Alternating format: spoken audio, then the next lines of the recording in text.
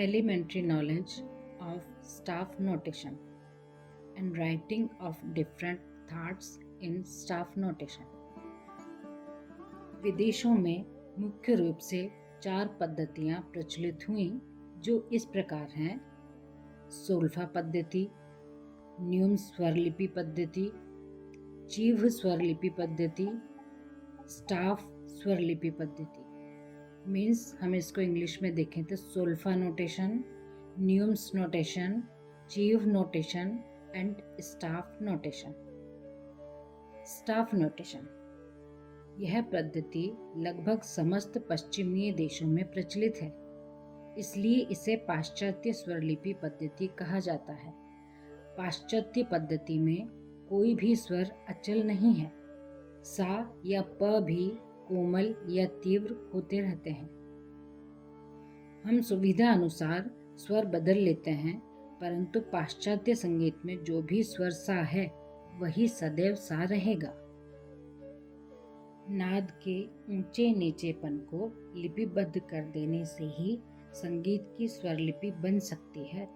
जो स्वर भारतीय संगीत में सा, रे, ग, म, प, ध, नी कहलाते हैं, उन्हें अंग्रेजी में क्रम से सी, डी, ई, एफ, जी, ए और बी कहते हैं।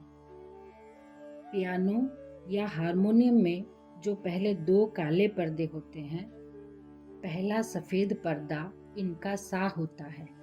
उसको सा मानकर शुद्ध स्वर बजाएं तो समस्त पर्दे नीचे के सफ़ेद ही बजते हैं।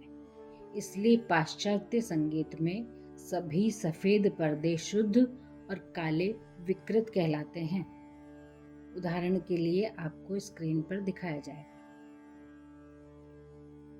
स्वरों के चिन्ह तथा स्टाफ। इस पद्धति में ध्वनियों यानी स्वरों को प्रदर्शित करने के लिए अंडे के आकार जैसे चिन्ह का प्रयोग करते हैं।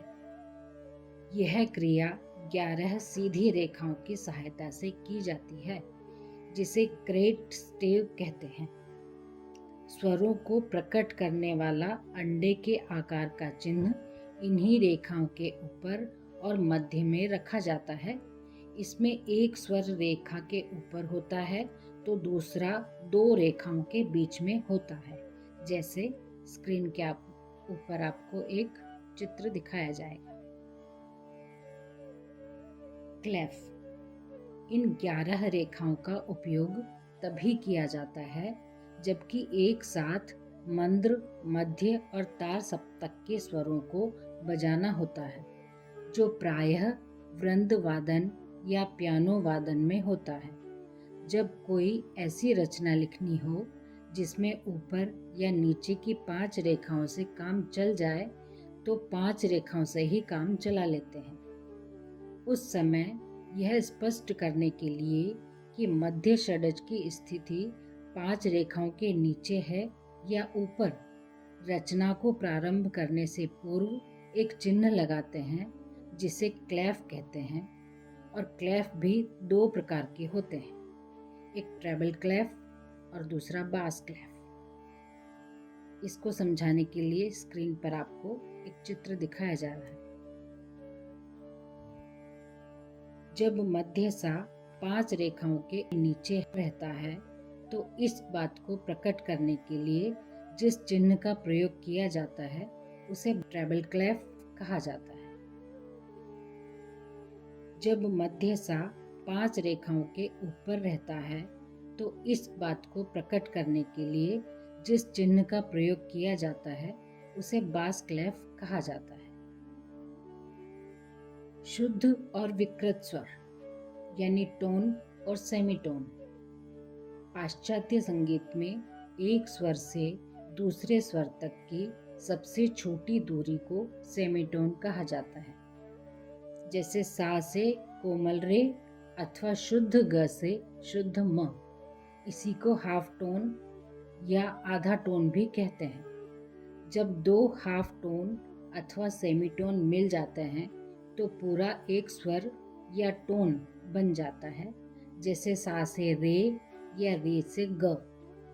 इस प्रकार हमारे शुद्ध स्वरों में सा, रे ग, म प ध और ध नी के बीच में पूरा एक एक टोन है और ग, म और नी सा के बीच की दूरी आधी आधी टोन अर्थात सेमीटोन है। किसी भी शुद्ध स्वर से सेमीटोन की दूरी पर आने वाला स्वर शार्प कहलाता है। जैसे सा से कोमल रे, अर्थात सा से एक सेमीटोन की दूरी वाले अगले स्वर को हम कोमल रे कहते हैं और पाश्चात्य संगीत में इसे सी शार्प कहते हैं।